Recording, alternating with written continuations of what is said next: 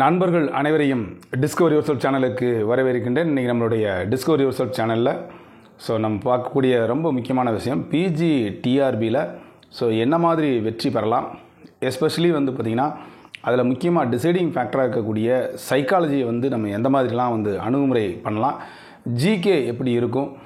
இந்த மூன்று விஷயங்களையும் நமக்கு தெரியணும். பாடப்பகுதியை பொறுத்த மட்டுக்கும் நாம் ப்ளஸ் டூவிலிருந்து பிஜி யூஜி எல்லாமே படித்து முடிச்சிருப்போம். அதில் ஓரளவுக்கு ஒரு நல்ல ஒரு நாலேஜ் நமக்கு இருக்கும். ஒன்று. இரண்டாவது பார்த்திங்க அப்படின்னா சைக்காலஜி பிஎட் எம்எட் இதெல்லாம் படிச்சிருப்போம். இருந்தாலும் அது ஒரு மார்க் கேள்விக்கு கேட்பது போன்ற ஒரு டெப்த்து நாலேஜ் இருக்குமா அப்படின்றது ஒரு பெரிய ஐயப்பாடாக இருக்கும். அதுக்கு நிறையா புக்ஸ் நம்ம சொல்லியிருக்கோம். அந்த புக்ஸை வாங்கி நம்ம தரவு பண்ண வேண்டும். அடுத்து பார்த்திங்கன்னா ஜிகே 10 மதிப்பெண்களுக்கு கேட்கப்படக்கூடிய கேள்வி கிட்டத்தட்ட ஒரு 10 யூனிட் இருக்குது. பார்த்திங்கன்னா அதை கொஞ்சம் சரியான முறையில் நம்ம அணுகுமுறை பண்ணோம் அப்படின்னு சொன்னால் அதையும் நம்ம திட்டமிட்டு எளிமையாக செஞ்சிடலாம். இதில் ஒரு சீக்ரெட் இருக்கும். பார்த்திங்கன்னா சைக்காலஜியில் நீங்கள் படிக்கக்கூடிய யூனிட் 3 ஜிகேலையும் இருக்குது. ஜிகேயில் அந்த சங்க காலத்திலிருந்து அந்த இந்தியன் ஹிஸ்ட்ரி சுதந்திர போராட்டம் வரைக்கும் உள்ள விஷயங்கள் பூரா இருக்குது. அப்புறம் கான்ஸ்டியூஷன் எடுத்துக்கிட்டிங்க அப்படின்னா நமக்கு கேட்கப்படக்கூடிய கான்ஸ்டியூஷன் பாருங்கள், எஜுகேஷன் சம்மந்தமாகவும் விமன் சம்மந்தமாகவும் உள்ள அதிகப்படியான கான்ஸ்டியூஷன் இருக்கும். அதனால் நம்ம முழுமையான இந்த இந்தியன் கான்ஸ்டியூஷனை பற்றி படிக்கணும் அப்படின்ற ஒரு டெப்த்து நாலேஜ் தேவை இல்லை அப்படின்னு சொல்லுவேன்.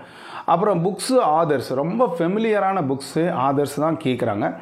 எவ்ரிடே சயின்ஸில் நாம் அன்றாடம் நடக்கக்கூடிய நிகழ்வுகள், ஃபார் எக்ஸாம்பிள் இப்போ சந்திராயன் 3, அப்புறம் இப்போது ஆதித்யா விண்கலம் அனுப்புறது, இந்த மாதிரி உள்ள நிகழ்வுகள், அதுபோக கோப்பைகள், அதாவது கேம்ஸு ஸ்போர்ட்ஸு, எஸ்பெஷலி பார்த்திங்கன்னா அதில் கொடுத்துருப்பாங்க அந்த கேம்ஸு ஸ்போர்ட்ஸ்லாம் பார்த்திங்கன்னா இந்தியன் ஆரிஜின், இந்தியாவில் நடைபெறக்கூடிய ஏஷியன் கேம்ஸு, ஒலிம்பிக்கில் கூட போகிறதில்ல. ஆனால் யூஎன்ஓவை பற்றி கேட்குறாங்க. நம்ம சிலபஸில் இல்லைன்னா கூட யூஎன்ஓவுடன் 2 பெரிய ஆர்கனைசேஷன் தொடர்புடையது, யூனிசெஃப் மற்றும் பார்த்திங்க அப்படின்னு சொன்னால் WHO, அதே மாதிரி பார்த்திங்கன்னா யுனெஸ்கோ தான் டாப்னு சொல்லுவோம். அடுத்து யூனிசெஃப், அப்புறம் பார்த்திங்கன்னா WHO, இதோடு தொடர்புடைய ஆர்கனைசேஷன் சொல்லலாம். இது சம்மந்தமாக அந்த ஃபெமிலியரான ஆர்கனைசேஷன் சம்மந்தமாக, அதுபோக பார்த்திங்கன்னா கிராமப்புற இளைஞர்களினுடைய வேலைவாய்ப்பு சம்மந்தமாக உள்ள கேள்விகள் ரொம்ப எளிமையாக இருக்கும்.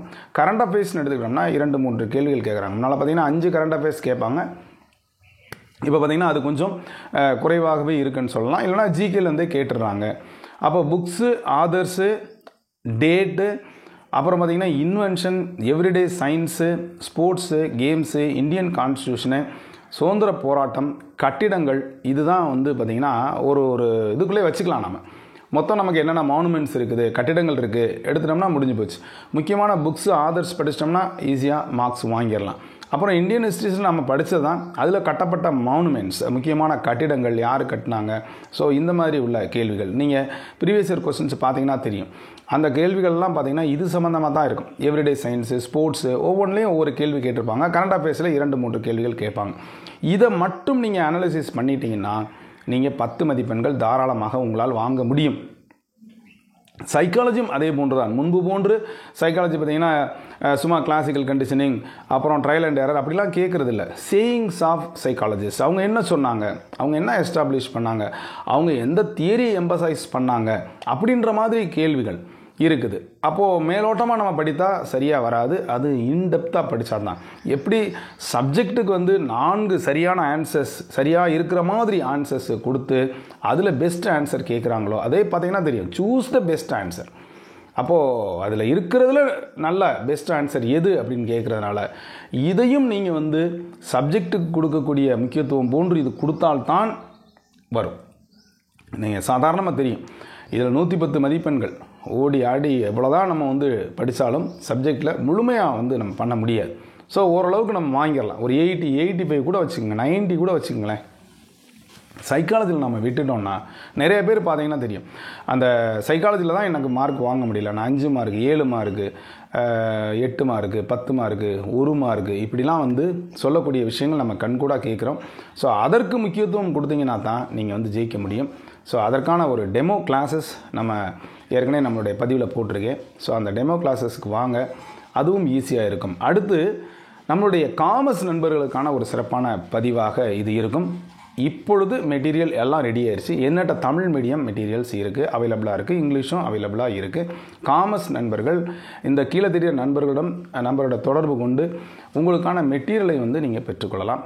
கிளாஸஸுக்கு வரக்கூடிய 11ஆம் தேதி டெமோ கிளாஸஸ் வாங்க, ரிஜிஸ்டர் பண்ணுங்கள். ஒரு குறிப்பிட்ட ஸ்ட்ரென்த் வரணும். எங்களுக்கு மினிமம் ஒரு 10 மெம்பர்ஸ் வந்துட்டாங்கன்னா கண்டிப்பாக வந்து அதுக்கு அடுத்த வாரம் கிளாஸஸ் இருக்கும். இதுதான் இந்த கடந்த 3 வீடியோவில் நான் சொல்லிகிட்டே வரேன். ஜெயிப்பதற்கு தேவை திட்டமிடுதல். அந்த திட்டமிடுதலில் நான் சொல்லிட்டேன், ஜிகே எப்படி படிக்கணும், சைக்காலஜி எப்படி படிக்கணும், என்ன மாதிரி டெப்த்தாக படிக்கணும், சப்ஜெக்ட் எப்படி டெப்த்தாக படிக்கணும், இது அனைத்து விதமான சப்ஜெக்ட்டுக்கும் நான் சொல்கிறேன். மேத்ஸாக இருந்தாலும் சரி, சயின்ஸில் எந்த பிரான்ச்சஸாக இருந்தாலும் சரி, அல்லது ஹிஸ்ட்ரியாக இருந்தாலும் சரி, அல்லது காமர்ஸாக இருந்தாலும் சப்ஜெக்ட்டுக்கு கொடுக்கப்படக்கூடிய முக்கியத்துவம் சைக்காலஜிக்கும் ஜிகேக்கும் கொடுங்க. சப்ஜெக்டில் இன்டெப்த்தாக படிங்க. அந்த சப்டிவிஷன்லாம் இருக்கான்னு பாருங்கள். உங்களுடைய யூனிட் இருக்கும், அந்த யூனிட்டில் இருக்கக்கூடிய அத்தனை அந்த சப் டைட்டில் சம்மந்தமாக நீங்கள் படிக்கணும். நீங்கள் புக்ஸ் வாங்கி படித்தாலும் சரி, மெட்டீரியல் வாங்கி படித்தாலும் சரி, அதில் எல்லா மேட்டரும் கலந்துருக்கான்னு பார்க்கணும். ரெண்டாவது, உங்களுடைய படிப்பானது ஒரு டெப்த்து நாலேஜ் இருக்கணும். அப்போ தான் வந்து ஒன்வேர்டில் எந்த மாதிரி கேட்டாலும் நம்மளால் ஆன்சர்ஸ் பண்ண முடியும். மேலோட்டமாக படிக்கும் பொழுது கேள்விகள் தற்பொழுது மேலோட்டமாக கேட்பது இல்லை.